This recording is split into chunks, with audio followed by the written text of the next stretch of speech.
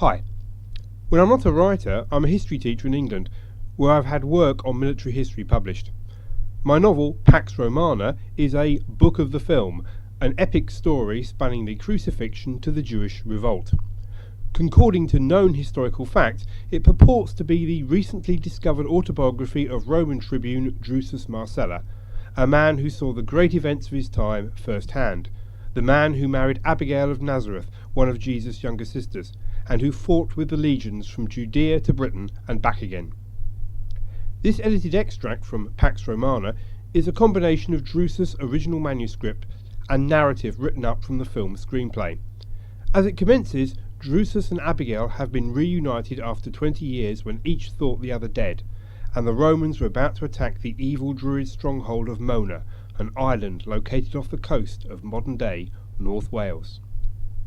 The greatest day of my life? Easily.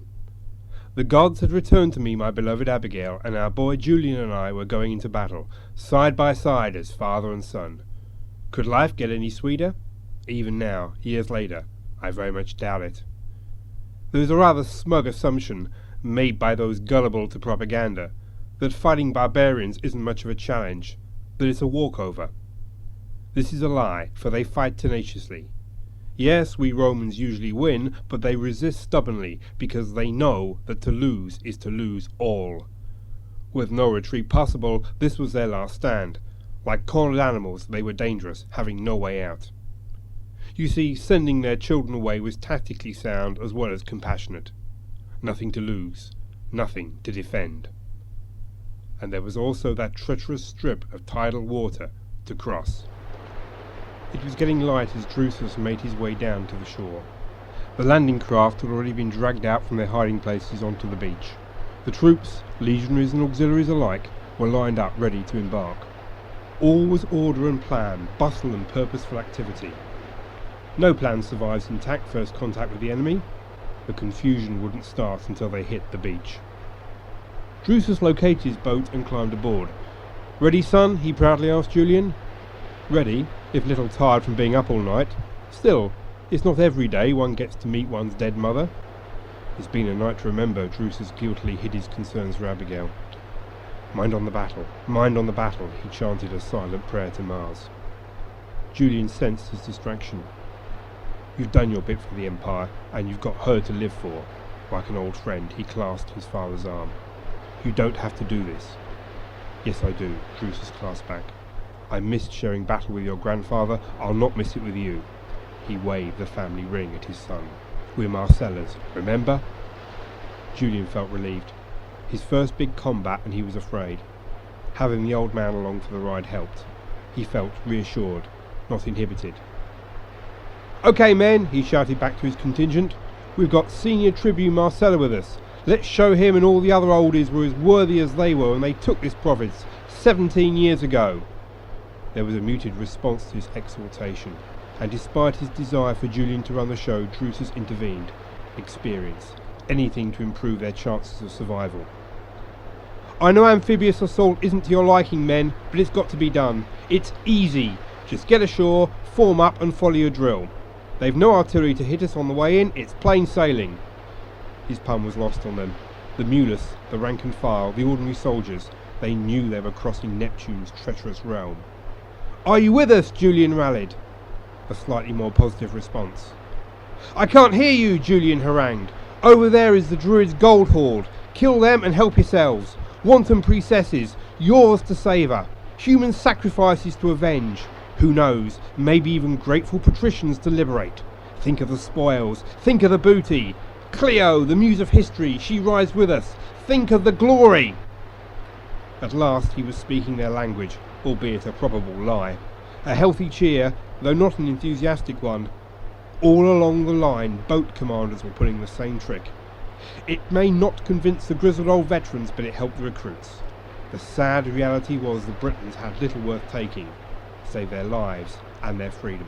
Governor Suetonius arrived and made for his command barge, together with his second-in-command, Agricola, and their staff. On a special craft, their waiting horses bellowed in protest at being blinkered and placed onto something that moved beneath their hooves.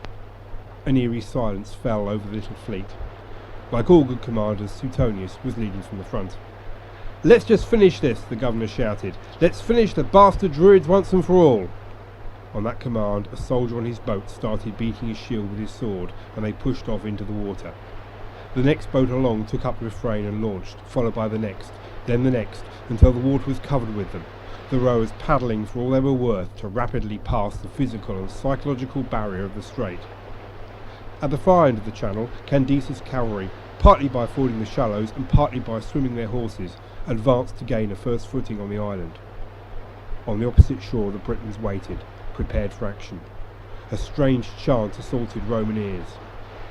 "Beg pardon, sir, what are they saying?" a nervous legionary asked Julian. "It translates as, 'Come on over if you think you're hard enough.' No problem, eh, soldier? We're hard enough?" The man didn't reply, probably too scared.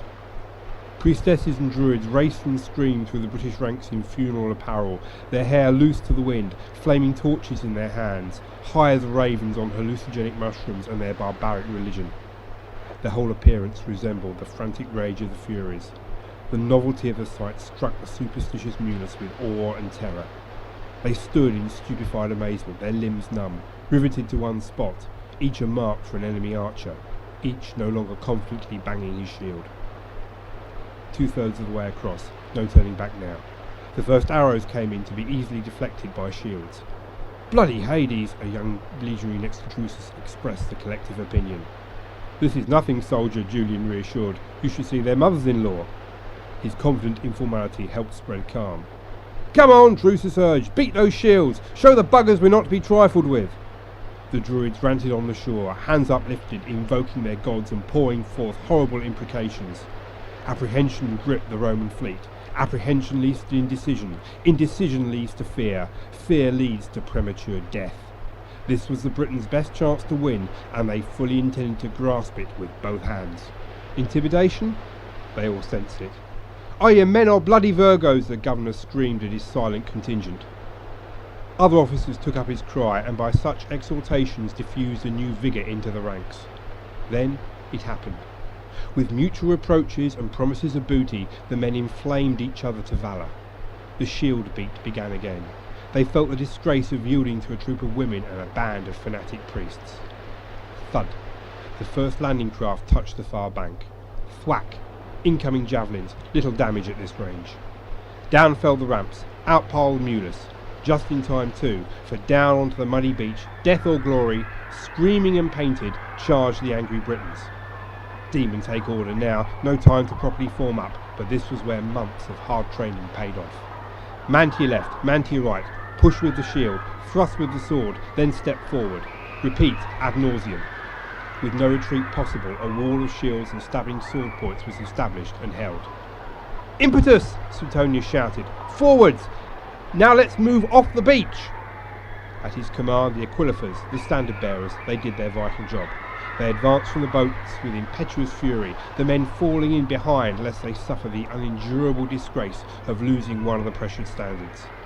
The human wave of barbarian attack was held, then beaten off. Effectively, it was already over. The beach had won. The Britons withdrew to regroup. "We've got the buggers now," Suetonius roared from his horse. "Form up, regroup and clear the island. No pity, no mercy. Human sacrifice, remember? These bastards have had it coming for decades." A hearty cheer went up. Back now on dry land, the mules were back to their old selves. Further down, the cavalry completed their crossing and prepared for the pursuit. Agricola rode up. Trust him to get a horse. "Ready?" he questioned Julian's cohort commander. "Aye, as will ever be," the dour Tuscan snorted back. Agricola rode off to check on the next cohort. Trumpets sounded. "This is it, boys," Julian rallied his men. "Don't let your fathers down." "Mine ain't here holding my hand," someone at the back shouted. Insubordinate laughter, which Julian turned to good effect. "Whoever said that can take the interfering old git off my hands." Laughter. Tension and fear evaporated from the tired Mulus. "No offence, father," Julian whispered. "None taken," Drusus proudly whispered back. His son knew how to lead. So what if he was informal with it? He got the job done. The trumpets sounded again, the order to advance. The auxiliaries set off to clear a way into the woods for the more closely packed legionaries, and the Roman war machine swung back into action. We found a village nearby and torched it. There was nothing worth taking save a few prisoners. The druids and priestesses perished in the flames they themselves had kindled, many by their own hand rather than be taken. The island fell. The sacred groves where they'd stained their altars with the entrails of their victims were levelled to the ground. I wondered how many of their victims had been Romans. Too many, I shouldn't wonder. All this took several days. At the end of that first day I pulled rank and returned to the mainland. I had to see Abigail, had to see if she was still there, waiting for me. The long years when we each thought the other dead, were they too much to overcome?